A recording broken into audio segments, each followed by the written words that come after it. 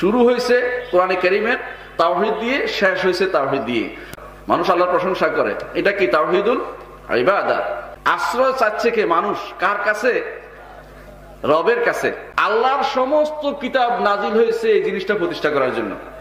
কোরআনে কারীম আল্লাহ তাআলা তাওহীদ দিয়ে শুরু করেছেন। কোরআনে কারীম আল্লাহ তাআলা তাওহীদ দিয়ে শুরু করেছেন। আপনি যখন বলেন আলহামদুলিল্লাহি রাব্বিল আলামিন, আলহামদু প্রশংসা, কে করে প্রশংসা? মানুষ। মানুষ করে, মানুষ আল্লাহর প্রশংসা করে, এটা কি তাওহীদুল ইবাদত। লিল্লাহি যখন বলছেন, কার প্রশংসা করছেন? আল্লাহ। তাওহীদুল আসমা ওয়াস সিফাত, আল্লাহর নাম ও গুণ। রব্বুল আলামিন, কার প্রশংসা করছেন? রবের। তাহলে আলহামদুলিল্লাহ রাব্বিল আলামিনের ভিতরে তাওহীদুর রুবুবিয়্যাহ, উলুহিয়্যাহ, আসমা ওয়াস সিফাত রয়ে গেছে এক প্রথম আয়াতেই।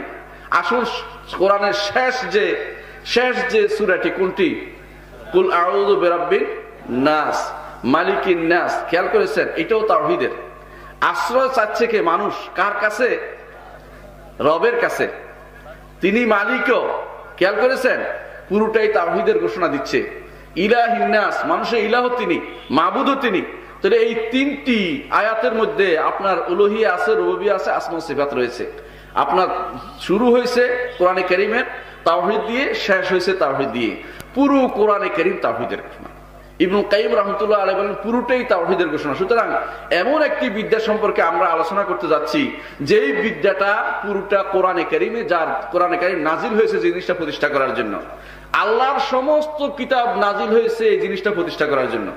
যেই কিতাবে, যেই গ্রন্থে, পৃথিবীর যেই গ্রন্থে তাওহীদ থাকবে না, সেটা কখনো আল্লাহর বাণী হইতে পারে না। ঠিক কিনা বলেন?